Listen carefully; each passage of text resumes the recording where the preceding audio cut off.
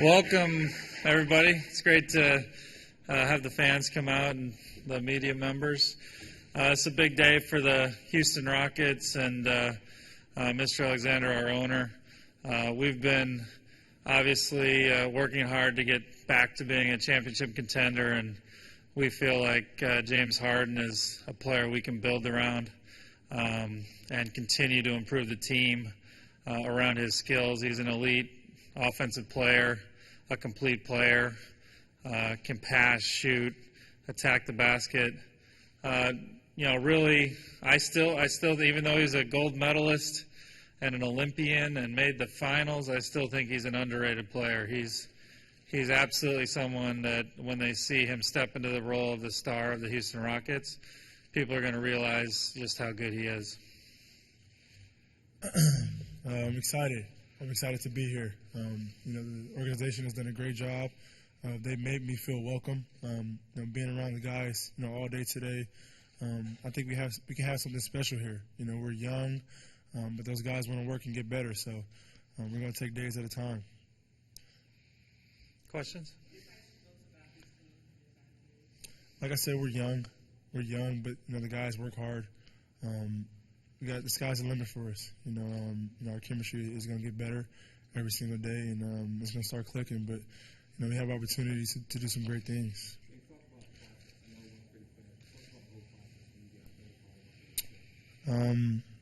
It happened pretty fast. I was at dinner, and Sam Presti called me and said that I've been traded to the Rockets, and I was kind of in shock. But at the same time, it's a business, and I feel great. I feel comfortable in a great position, with Houston Rockets and everything they have and they're building toward.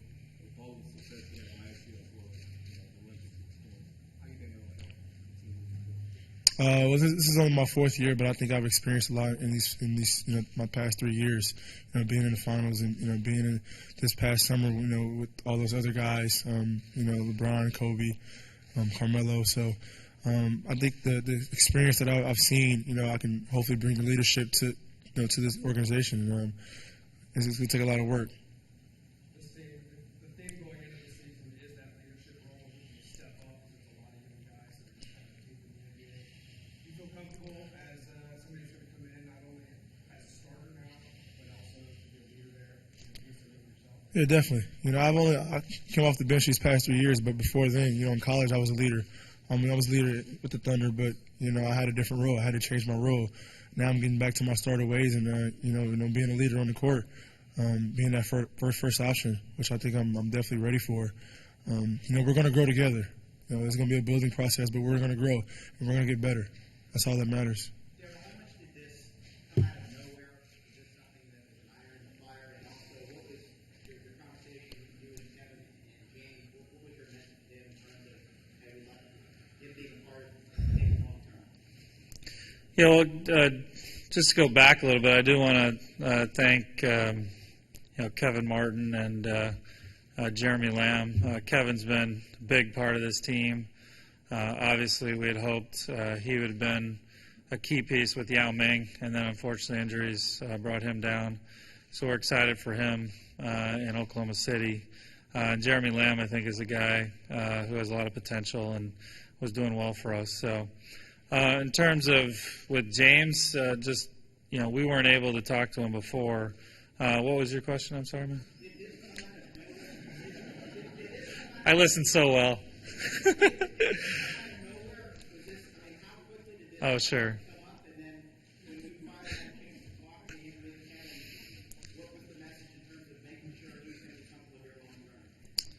Sure.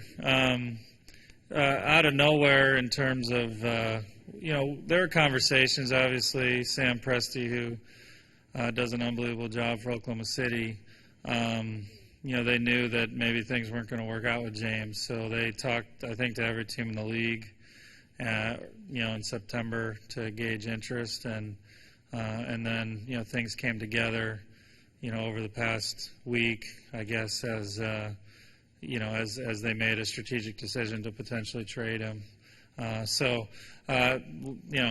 We actually, I didn't think they'd trade him. I think he's a great player. I think already playing at an all-star level and is going to be a perennial all-star. So those players are rarely traded. So I thought, frankly, it was going to work out there. Very happy for the Houston Rockets and that he's here. And then when we were able to talk to James, I think it was really exciting because I think our goals and his goals are aligned. We want to win a championship, and this is a place where he can win a championship as the foundational player for a team. Well, we're similar. He's a point guard, but he can obviously score the ball. He makes tremendous decisions. He can pass the ball. And it's tough to guard him. I think the same way for me. I can score, but I'm unselfish as well. So we're going to work off each other, and then we're going to find a way to get our bigs involved and our shooters. It'll work out great. Oh yeah. Well, we haven't really got a chance to talk, a lot. But we have a lot of opportunities to sit down and talk and figure it out. But I think it's gonna be great. You've seen what he did last year when he had that great run. And he's capable of a lot more. So, we'll sit down and talk and figure things out and figure out how to play amongst each other.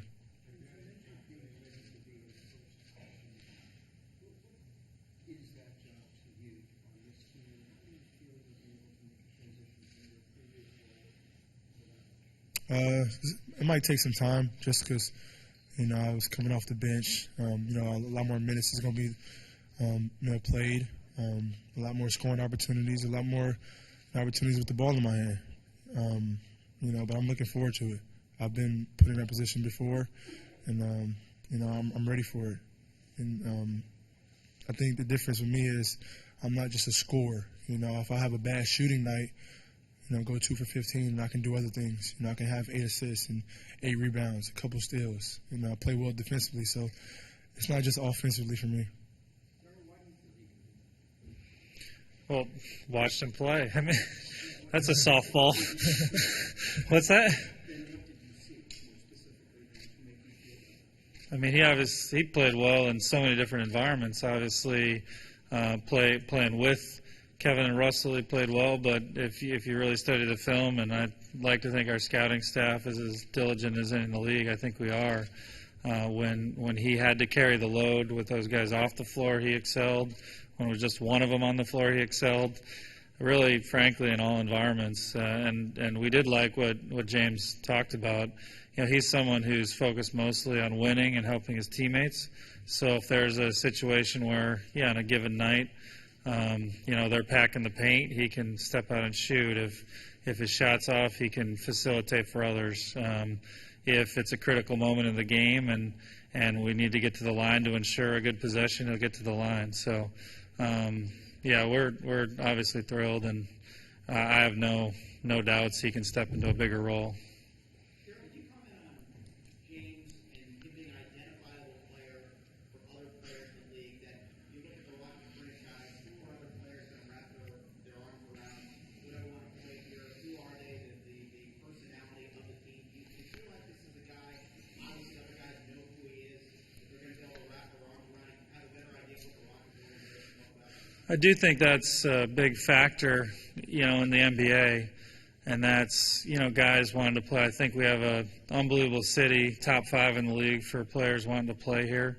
And you add to that, James Harden as our all-star. And then we've got now multiple other players that I think people around the league say, hey, I want to play with that guy. Omer Asik is someone who's going to emerge to be that. He might not be there, but I think the fans over here who are obviously diehards know that the way Omer's playing, he's going to be someone everyone wants to play with his ability to pass and defend and rebound. Jeremy Lin's obviously someone who is exciting to play with and is going to keep improving at his age. Chandler Parsons obviously going only his second year, but such a team guy, defender, passer. We're really putting together a young core that other players around the league are going to say, hey, I want to play there. And we got max, after we extend James, we're going to have max salary room going forward as well to add a very significant player when the time is right.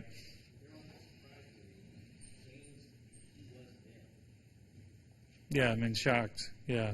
I think I actually can't come up with any examples of a player of his caliber at his age getting traded at the time he was traded. It really has never happened. So we were obviously very aggressive. We gave up a lot. Oklahoma State does a great job. We gave up some great players in Kevin and Jeremy and some great draft picks, but a top player like James really never gets traded. So we jumped at the chance.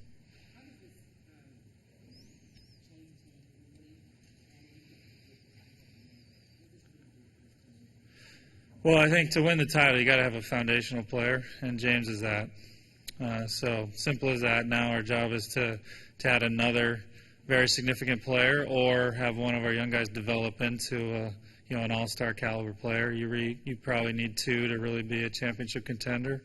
We're not there yet, but we've got multiple young players who can take that step forward, and we also have max cap room to get it done going forward. So he changes the whole dynamic, and then just on the floor for offense, we're going to play up tempo. We're going to get a lot of easy baskets that way. But our half-court offense was pretty challenged given our roster at this point, and James is probably top 5 in the league half-court talent on offense. Daryl, is relief a good word to use? Well, the past year you tried multiple trades, and everybody knows what's happened. You're trying to get that marquee player. Is relief a good word finally when you land somebody who can kind of build a right foundation? I don't know if relief. I mean, it's been multiple years, actually, not just one. Frankly, Mr. Alexander's a winner. I mean, he's won 2 titles, and he wants to get back there. And it's not, a GM in 1950 would say to win the title, you got to have an all-star player. We feel like we have one now, and frankly, you want more than one. But you got to get one first. So we got one, and we're going to move forward from there. I know James hasn't been voted in yet, but it's going to happen. This is the year in Houston in February. I feel very good about him being added to the team this year. James, with your role changing now as a starter and getting working on more minutes, what's one thing with your game that you're going to improve on or you're going to have to work on? I think with the Thunder, I had Kevin and Russell, so it was distributed. The possessions, the plays were distributed. Now I get a lot more play calls. And like Coach said, we talked today, and he said you're going to get play calls, but he said the offense is basically pass and play basketball, freelance. And I think we got a lot of guys that can create. Our bigs are very good passers, great passers. I think this preseason they led the preseason in assists. So we got a lot of guys who can play basketball, who's smart and really can think the game, and that's going to make the game a lot easier, not only for me but for this entire team.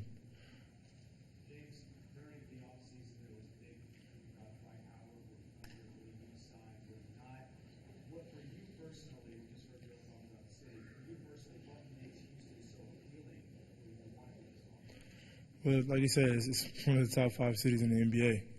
Obviously the fans, the market, just everything is beautiful. So it's kind of different for me coming from Oklahoma City, which is their city was unbelievable too. But obviously this is much bigger. It's much bigger. So we can grow here. We can really grow and build something special. Daryl, do you think this takes a little pressure off of Jeremy and being the face of the franchise, maybe? Well, I think it takes pressure off every player. Anytime you add an elite talent, he's going to make the game, especially one who can make plays for others like James. He's going to make the game easier for every other player and improve the games of everybody. Plus his experience of being in the finals, that was something we were lacking. I know he's young, but he's someone who's had significant success and gone through many, many playoff series, and that experience is something that's really going to be valuable. How about questions from the fans? One question from the fans.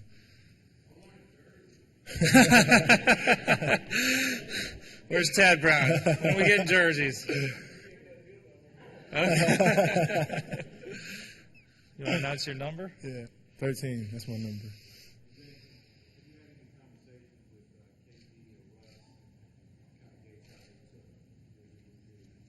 Yeah, I actually talked to Kevin last night. He called me. He's still in shock. Like I said, it happened so fast. I think he was at a football game. He found out. I think he said he stopped watching the game. He was just so upset. It's a business. It happens that way. We built something special there. It didn't work out. And you got a business. You got to move on. So we're still gonna be be brothers, but it's a new journey.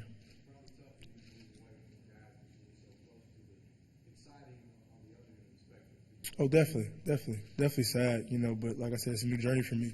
It's a new growth for me to move in something special. Being one of the focal points of this offense. Great opportunity, great organization, front office, great young guys, great chemistry, and we're willing to work. So, like I said, I'm excited. I'm very excited to be here. When did you start lobbying for Kevin's demanded trade to Houston? We're not gonna talk about that. About how the whole thing started when you started throwing it.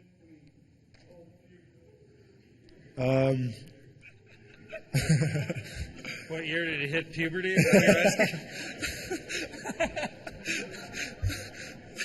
It's a personal question. Right. I've had it since college, and I think it's stuck with me. I think a lot of people know me as by my beard, so I think it's who I am now. How do the expectations change from Friday to today, having games now? Well, I think our goal has been the same: make the playoffs. Obviously, James gives us a much better chance.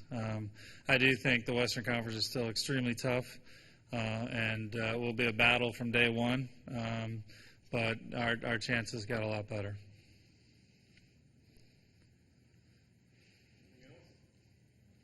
Another fan question.